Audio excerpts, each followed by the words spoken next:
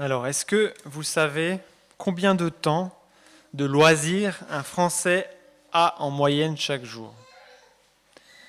Combien de temps de loisirs chaque jour en moyenne a un Français selon les études de l'INSEE?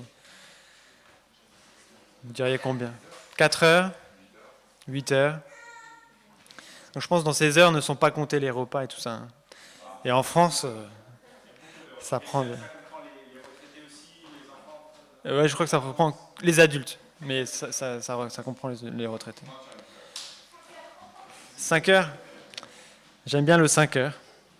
Les études, j'en ai vu qui parlaient de 4h30 et d'autres 5h30. Donc on va dire 5 heures. Alors honnêtement, je ne vois pas ces 5 heures dans ma vie. Je ne sais pas où elles sont passées. Mais bon, peut-être pas, tout le monde n'a pas autant d'enfants et de chiens. Et sur ces 5 heures de loisirs, combien de temps sont passés devant les écrans? Oui. 6 heures. 3. Ah, j'aime bien ces réponses là-bas. Hein.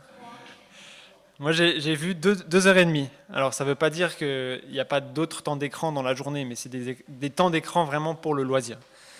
Donc, la moitié du temps est passé devant les écrans.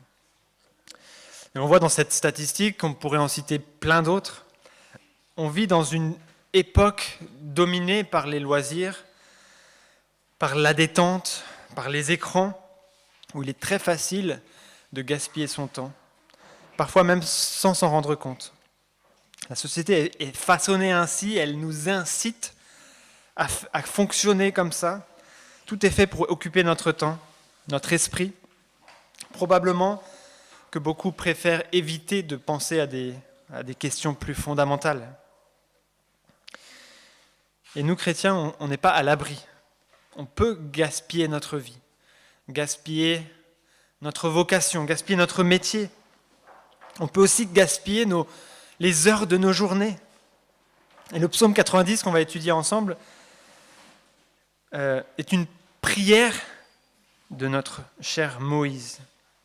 Il nous enseigne, il nous incite à ne pas laisser filer nos jours dans le vide, mais à les compter avec sagesse. Parce que d'une part, notre vie est extrêmement courte, et d'autre part, Dieu est ô combien digne de notre temps. Alors nous allons parcourir ce psaume en 3 temps. 3 temps qui suivent le rythme d'une prière. Le premier temps sera un temps de louange et d'adoration. On verra qu'on peut prier « Tu es éternel, nous sommes poussière.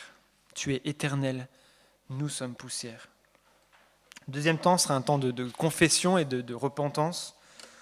On pourra prier « Nous méritons ta colère, nous avons péché et gaspillé nos jours. » Nous méritons ta colère, nous avons péché et gaspillé nos jours. Puis un troisième temps de requête. On va demander à Dieu, enseigne-nous à bien compter nos jours, afin que notre cœur parvienne à la sagesse. Enseigne-nous à bien compter nos jours, afin que notre cœur parvienne à la sagesse. Alors certains remarqueront qu'il manque 2 éléments à une prière complète, qu'on pourrait dire, une prière classique en 5 parties. Est-ce que vous vous rappelez de ces 5 parties et quelles seraient les 2 qui manqueraient dans cette prière en 3 temps? La louange, je l'ai dit au début, du coup, louange, adoration. C'est la première partie. Est-ce que vous vous rappelez des... Je ne sais plus, on avait étudié 1 Pierre, je crois. On avait dit... ou c'est dans Éphésiens. Donc ça serait l'action de grâce, le fait de remercier Dieu. Et l'autre, c'est l'intercession, prier pour les autres. Donc il y a un moment là de requête qui est prier pour nous, pour demander quelque chose à Dieu, mais aussi l'intercession. Mais voilà, c'est vrai, il n'y a pas les 5 éléments dans cette prière, mais ça reste un modèle profond pour réfléchir à la brièveté de nos vies et à ce que nous voulons en faire. Alors laissez-moi vous lire une première fois le texte en entier, les 17 versets du psaume 90. Prière de Moïse, homme de Dieu. « Tu as été pour nous un refuge de génération en génération. avant que les montagnes soient nées, avant que tu aies créé la terre et le monde, d'éternité en éternité, tu es Dieu. Tu fais retourner les hommes à la poussière et tu leur dis, fils d'Adam, retournez à la terre, car 1000 ans sont à tes yeux comme la journée d'hier. Elles passent comme le quart de la nuit. Tu les emportes semblables à un rêve qui le matin passe comme l'herbe. Elle fleurit le matin et elle passe, on la coupe le soir et elle sèche. Tu es éternel, nous sommes poussière. C'était cette première partie. Verset 7. Nous sommes consumés par ta colère et ta fureur nous épouvante. Tu mets devant toi nos fautes et ta lumière éclaire nos secrets. Tous nos jours disparaissent à cause de ta colère. Nous voyons nos années s'éteindre comme un soupir. La durée de notre vie s'élève à 70 ans et pour les plus robustes à 80 ans. Mais l'orgueil qu'ils en tirent n'est que peine et misère, car le temps passe vite et nous nous envolons. Qui a conscience de la force de ta colère et de ton courroux pour te craindre ? Nous méritons ta colère.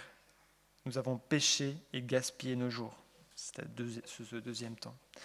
Et enfin, verset 12, « Enseigne-nous à bien compter nos jours, afin que notre cœur parvienne à la sagesse. Reviens, Éternel, jusqu'à quand ? Aie pitié de tes serviteurs. Rassasie-nous chaque matin de ta bonté. Et nous serons toute notre vie dans la joie et l'allégresse. Réjouis-nous autant de jours que tu nous as humiliés, autant d'années que nous avons connu le malheur. Que ton activité soit visible pour tes serviteurs et ta splendeur pour leurs enfants. Que la grâce de l'Éternel, notre Dieu, soit sur nous. Affermis l'œuvre de nos mains. Oui, affermis l'œuvre de nos mains. »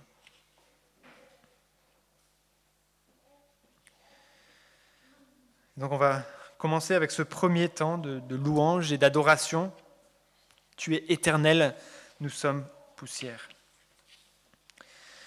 Le psaume 90 commence comme une prière. C'est une prière. Une prière d'un homme qui a beaucoup vu, beaucoup vécu. Moïse, l'homme de Dieu, celui qui a marché 40 ans dans le désert avec un peuple dont il a vu mourir toute une génération. Ce Moïse lève les yeux vers Dieu et commence par une déclaration de foi.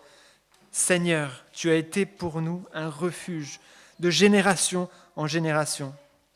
Avant que les montagnes soient nées, avant que tu aies créé la terre et le monde, d'éternité en éternité, tu es Dieu. » C'est l'une des affirmations les plus fortes sur l'éternité de Dieu, de toute la Bible. Il était là avant la création.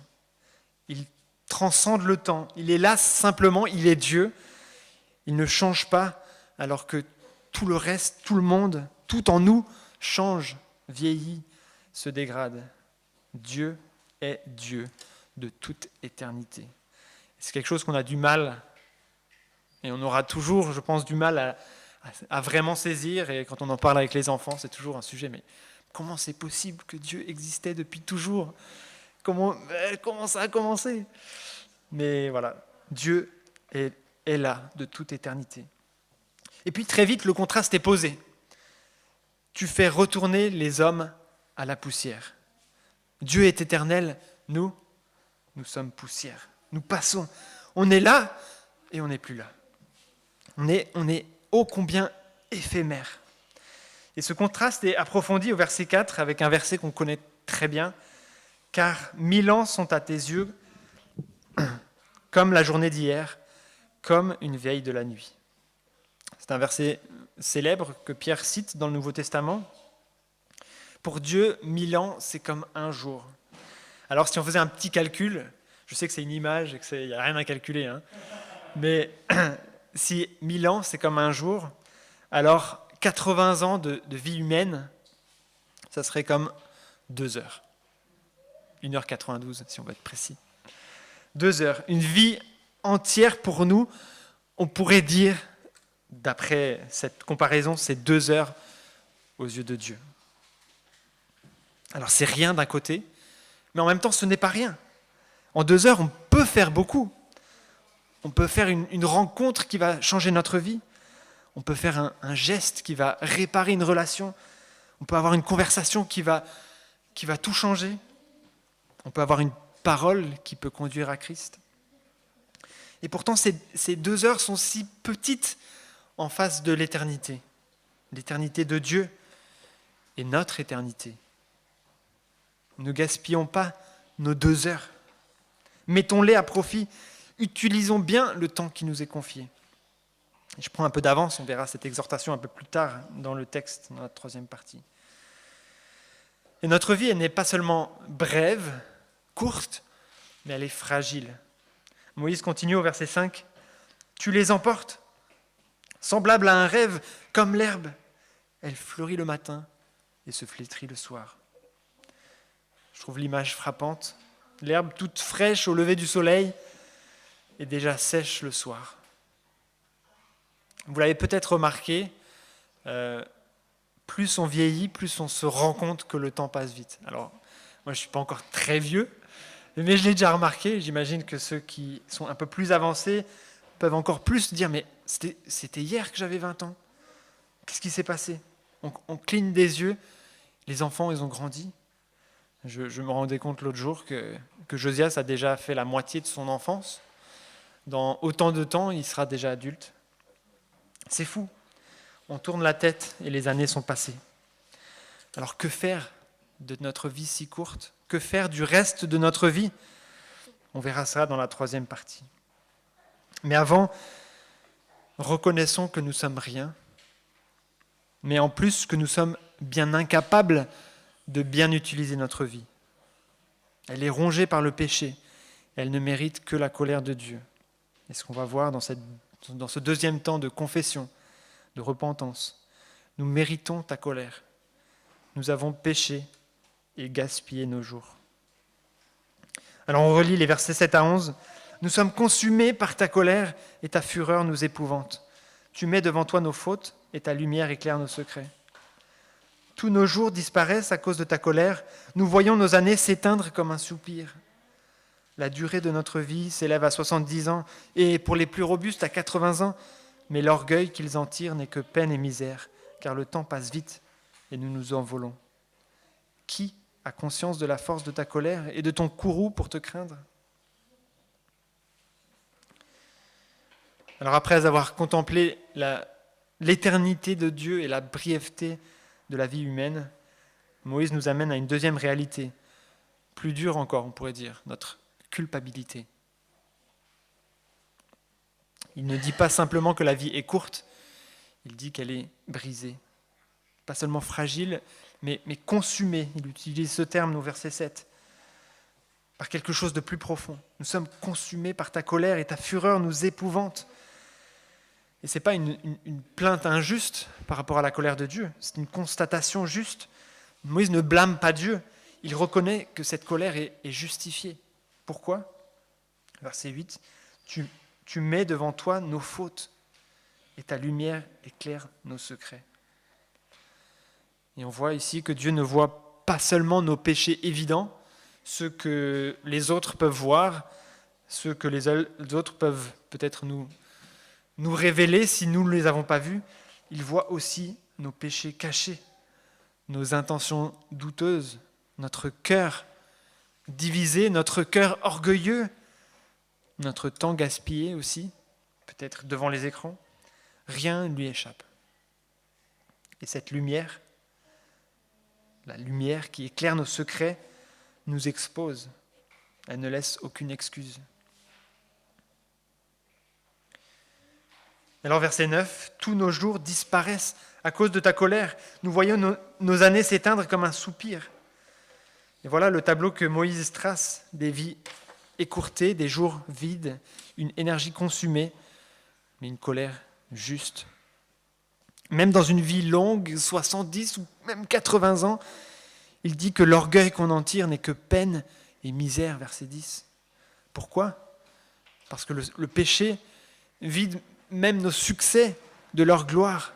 Sans Dieu, même la plus belle carrière, même la meilleure retraite, n'a pas de poids éternel. Elle s'éteint comme un soupir, dit le texte. Rien ne compte vraiment dans cette vie si ce n'est pas fait pour Dieu, si ce n'est pas dans une perspective éternelle. Tout va juste faner comme l'herbe le soir. Et puis au verset 11, il y a ce cri « Qui a conscience de la force de ta colère et de ton courroux pour te craindre ?» Autrement dit, on pourrait dire « Qui prend Dieu au sérieux ? Qui mesure vraiment la gravité du péché, la réalité de la sainteté de Dieu, la force de sa justice ?» Trop souvent, on vit comme si Dieu fermait les yeux, comme s'il ne voyait pas notre péché, comme s'il ne tenait pas compte du mal que nous faisons. Mais Moïse ne cherche pas, lui, à minimiser, il ne cherche pas d'excuses, mais il confesse. Et c'est un exemple pour nous, dans nos prières de tous les jours. Nous voulons, nous aussi, confesser notre péché, reconnaître ce que la lumière de Dieu vient éclairer dans nos vies, le confesser, le remettre à Dieu et faire tout notre possible pour ne plus faire cela, par la grâce de Dieu. Non seulement reconnaître que notre vie est courte, mais aussi que nous l'utilisons mal par nature. Nous avons péché, nous avons gaspillé trop de jours, trop d'occasions, trop d'années, et Dieu a raison d'être en colère. Mais ce n'est pas la fin de la prière. Ce n'est pas non plus la fin de notre histoire, à nous. Oui, la colère de Dieu est implacable et méritée. Nous méritons tous d'être balayés comme de la poussière à cause de nos péchés. Mais ce psaume nous prépare à entendre la bonne nouvelle. Jésus-Christ a porté cette colère à notre place pour que nous soyons réconciliés avec Dieu. Il a donné sa vie pour nos jours gâchés. Il nous offre une vie nouvelle qui commence aujourd'hui et qui dure pour l'éternité. Une vie pleine de sens dès aujourd'hui. La suite du psaume, c'est une imploration de grâce, une demande humble et pleine d'espérance. Et c'est ça qu'on va voir maintenant dans la troisième partie. Un troisième temps de requête. Enseigne-nous à bien compter nos jours afin que notre cœur parvienne à la sagesse. C'est le verset 12. Et je continue. Reviens, Éternel, jusqu'à quand? Aie pitié de tes serviteurs. Rassasie-nous chaque matin de ta bonté, et nous serons toute notre vie dans la joie et l'allégresse. Réjouis-nous autant de jours que tu nous as humiliés, autant d'années que nous avons connu le malheur. Que ton activité soit visible pour tes serviteurs, et ta splendeur pour leurs enfants. Que la grâce de l'Éternel, notre Dieu, soit sur nous. Affermis l'œuvre de nos mains. Oui, affermis l'œuvre de nos mains. Et donc, après avoir reconnu que notre vie est brève et que nous sommes coupables d'en avoir mal utilisé les jours, Moïse n'en reste pas là. Il demande, il supplie, il espère. Et il dit au verset 12, « Enseigne-nous à bien compter nos jours, afin que notre cœur parvienne à la sagesse. » C'est une très belle prière. Moïse ne demande pas à vivre plus longtemps, ou il ne demande pas à vivre mieux, plus longtemps. Il demande à vivre mieux. Il ne demande pas une vie plus facile, il demande un cœur rempli de sagesse. Et le livre des Proverbes nous révèle qu'est-ce que la sagesse, notamment dans le verset que vous connaissez sûrement dans le chapitre 9. La crainte de l'Éternel est le commencement de la sagesse. Voilà ce que nous devons poursuivre de tous nos efforts avec le temps que nous avons. La crainte de l'Éternel. Et tout ce qui suit dans la prière développe cette demande. En particulier le verset 14, qui est peut-être le plus essentiel. Rassasie-nous chaque matin de ta bonté, et nous serons toute notre vie dans la joie et l'allégresse. C'est un verset magnifique que je vous invite à méditer. Et il mériterait qu'on y consacre beaucoup de temps. On va essayer de faire une petite décomposition rapide de ce verset ensemble, peut-être. Premier mot, c'est « rassasie-nous ». Ce n'est pas un petit goûter, mais un vrai repas ici dont on parle. Le mot anglais qui est rassasie en français, c'est satisfy. Je pense que vous comprenez tous ce que ça veut dire. Satisfait. C'est une satisfaction profonde et durable. Dieu désire que nous soyons satisfaits, rassasiés en lui, même quand tout va mal, même quand c'est compliqué, même quand on est épuisé. Comme Paul qui disait dans Philippiens 4,11, « J'ai appris à être contenté dans l'état où je me trouve. » Et quand nous sommes débordés, stressés, accablés, que tout s'effondre peut-être autour de nous, nous pouvons et nous devrions même être comblés par Dieu. Être reconnaissants, confiants, remplis de sa paix, heureux et joyeux. Dieu nous le promet. Vous pouvez relire Philippiens 4, 6, 7, 8, tout ça. C'est magnifique. Mais rappelons-nous que c'est une prière et donc une bataille. Ce n'est pas automatique, cette satisfaction en Dieu, elle ne vient pas juste naturellement, sinon on n'aurait pas besoin de la demander avec insistance.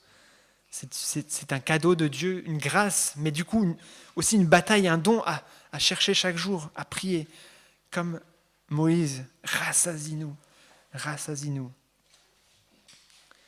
satisfais-nous, chaque matin.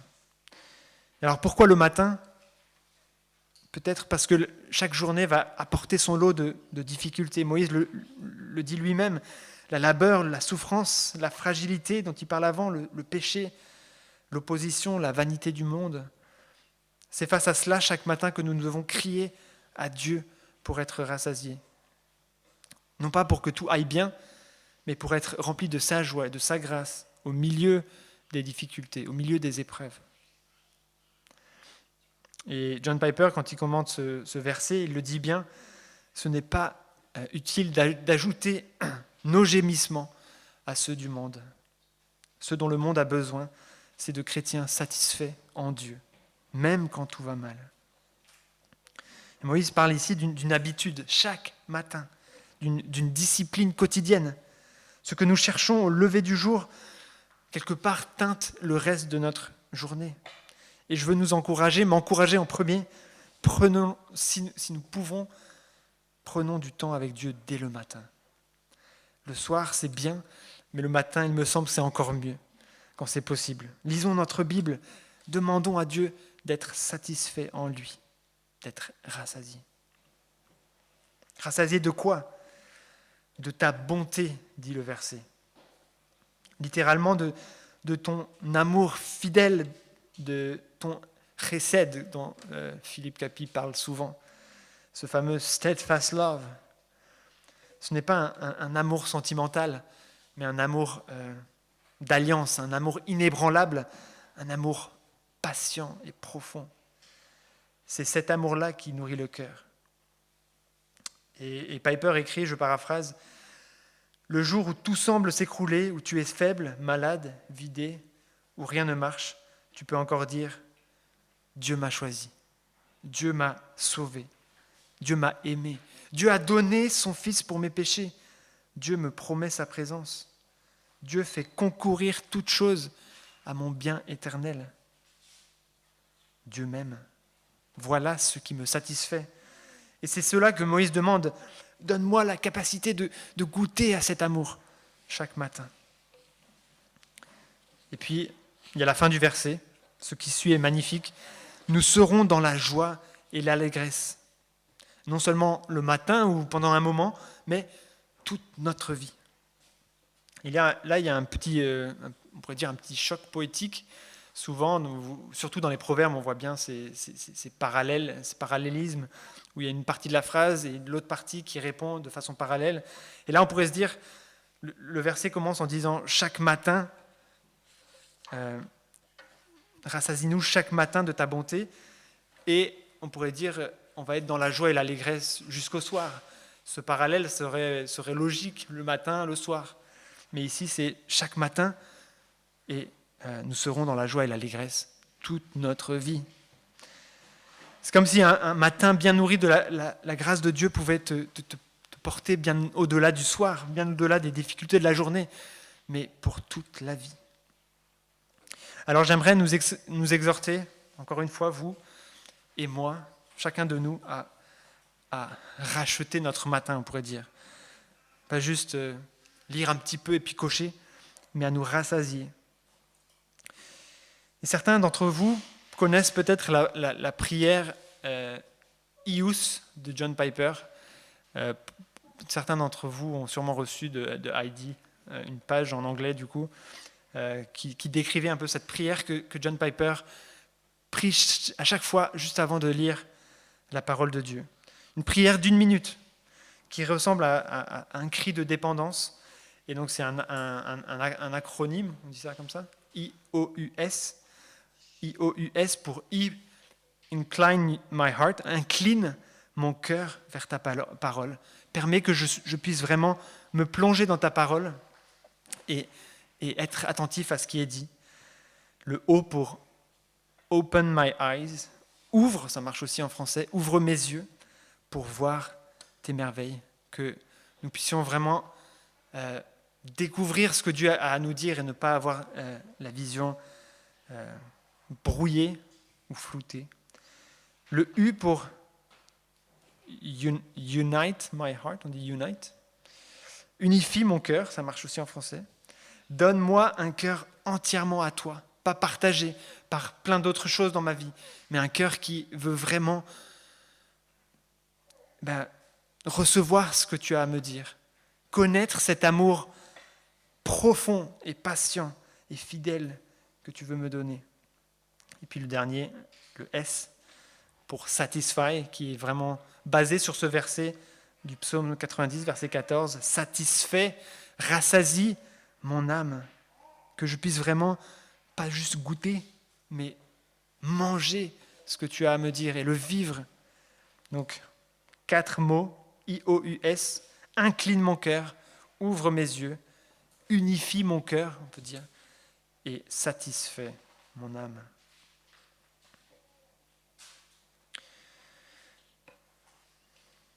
Ce que Moïse nous apprend ici, c'est que le problème du gaspillage de nos jours commence souvent au lever du jour.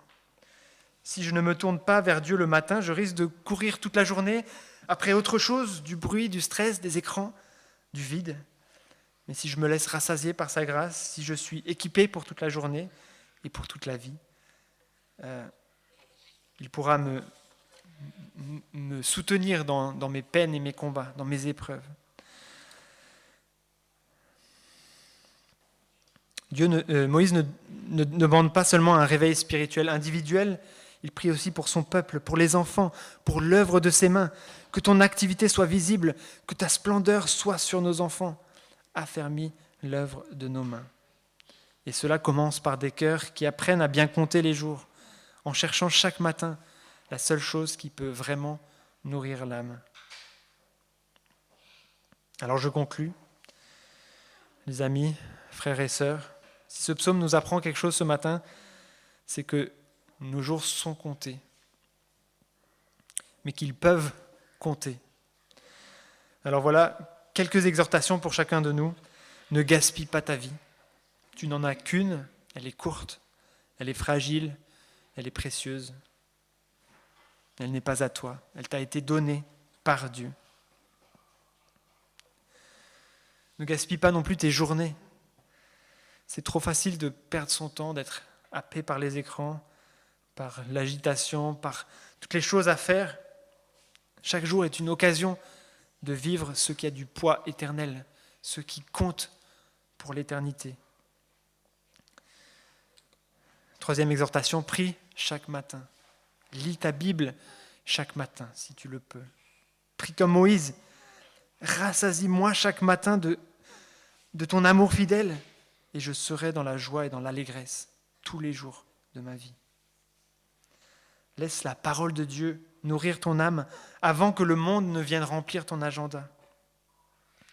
Et rappelle-toi, si tu le souhaites, de l'acronyme IOUS, I-O-U-S de John Piper, pour une courte prière avant de te plonger dans la parole de Dieu. Une quatrième exhortation, cherche la sagesse. Ne vis pas seulement pour les urgences, vis pour l'essentiel. Et l'essentiel, c'est de craindre Dieu, de lui faire confiance, de marcher avec lui humblement et de témoigner de ce qu'il fait dans ta vie. Peut-être ta vie, ma vie, est trop remplie. Peut-être faudrait-il faire des choix pour qu'on puisse plus se consacrer à ce qui compte pour l'éternité.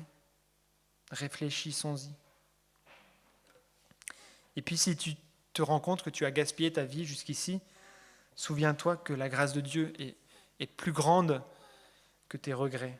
Il peut racheter tes années perdues, affermir l'œuvre de tes mains, comme dit le psaume, à partir d'aujourd'hui. Jésus est mort pour toi, en recevant sur lui la colère de Dieu que tu méritais à cause de tes péchés. Maintenant, tu peux vivre pour lui. Alors vivons chaque jour à la lumière de l'éternité, en comptant nos jours, pas pour les contrôler, mais pour les consacrer. Que Dieu nous apprenne à chacun à bien les compter pour que notre cœur acquiert la sagesse. Et je vous laisse avec une citation de Charles Studd, en anglais, mais que je vais traduire. Only one life, 'twill soon be past. Only what's done for Christ will last.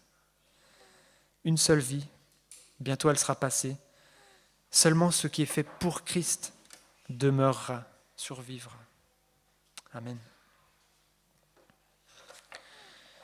Je vais encore prier pour nous et pour moi. Seigneur Jésus, merci pour ce psaume qui m'a beaucoup parlé, Seigneur, cette semaine.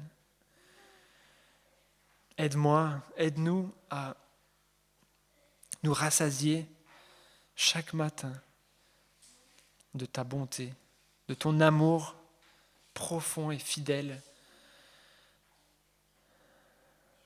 pour que nous puissions être joyeux et heureux tout le reste de notre vie. Seigneur, que vraiment ça puisse être une habitude dans nos vies bien occupées, dans nos vies bien remplies, que de lire ta parole, de nous y plonger, d'incliner nos cœurs avec les yeux ouverts, Seigneur, par toi, avec des cœurs unis, pas séparés, divisés en plein de morceaux, mais vraiment consacrés entièrement à toi. S'il te plaît, satisfais-nous, rassasie-nous. Permets que nous puissions être comblés, même dans les épreuves, même dans les difficultés, même dans les moments difficiles qu'on n'a pas choisis. Seigneur, que nous puissions être remplis de toi, de ton amour, et remplis de joie et d'allégresse. Seigneur, c'est incroyable de pouvoir espérer vivre cela. Ce n'est pas quelque chose d'acquis, c'est quelque chose qui nécessite un combat. Et Seigneur, on te demande de nous donner les forces de mener ce combat pour vivre pour toi, une vie qui compte, pour ne pas gaspiller nos jours jusqu'au jour où on sera réunis avec toi. Seigneur, aide-nous s'il te plaît. Amen. On va continuer en chantant En Jésus seul, numéro 57. Et ensuite, on pourra répondre à ce psaume par la prière.